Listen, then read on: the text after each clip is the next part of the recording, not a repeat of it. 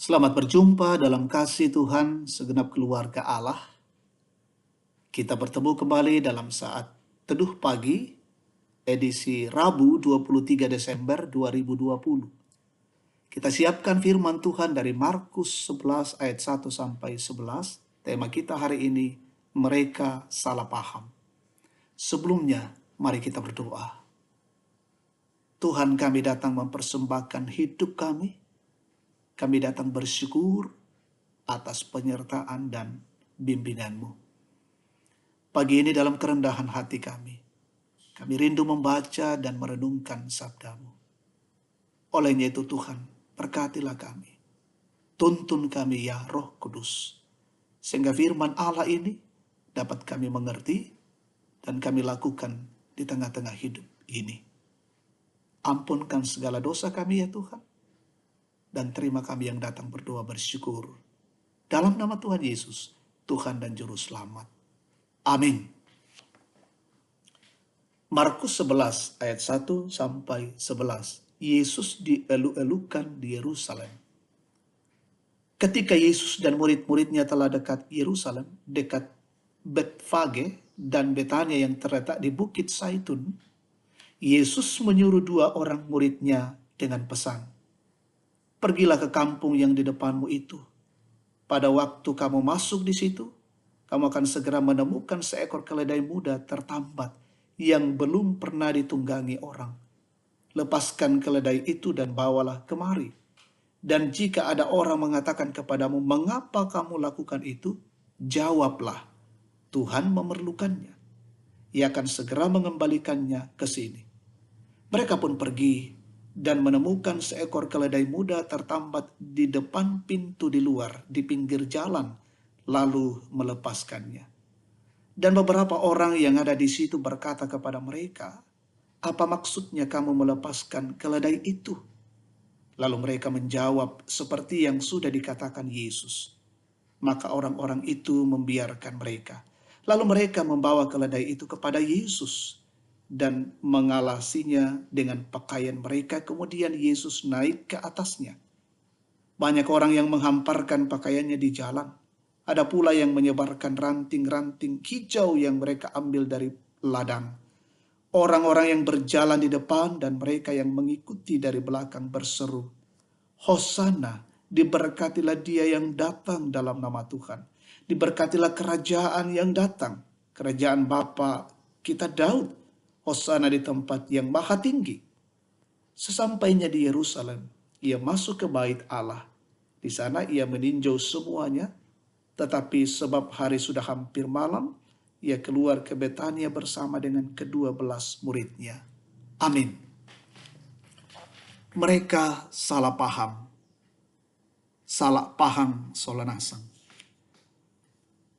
Saudara yang terkasih, tidak sedikit hal yang kita saksikan dalam kehidupan sehari-hari yang membuat kita langsung memberi tanggapan terhadap kejadian yang terlihat oleh mata.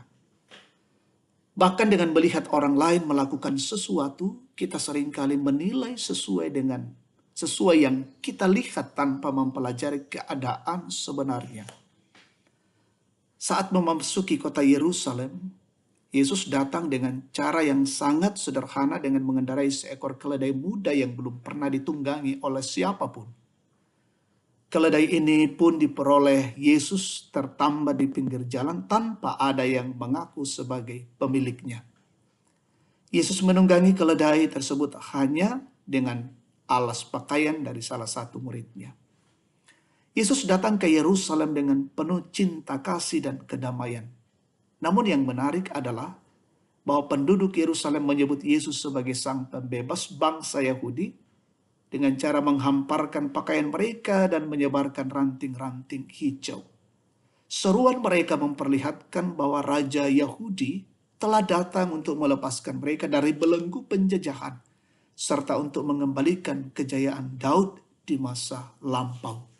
Saudara yang terkasih, pada satu sisi mereka tidak salah menyebut Yesus dengan sorak-sorai, menyambut Yesus dengan sorak-sorai, karena setidaknya sejumlah dari mereka yang telah melihat Yesus melakukan banyak mujizat. Tetapi pada pihak lain mereka justru salah paham bahwa kehadiran Yesus akan datang meruntuhkan kerajaan Romawi. Kehadiran Yesus di dunia jauh lebih besar dari pembebasan itu, karena kehadirannya melepaskan manusia dari belenggu dosa dan mengantar manusia kepada kehidupan yang kekal.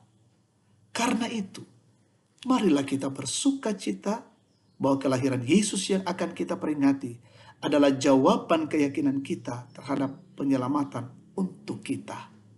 Amin. Kita berdoa.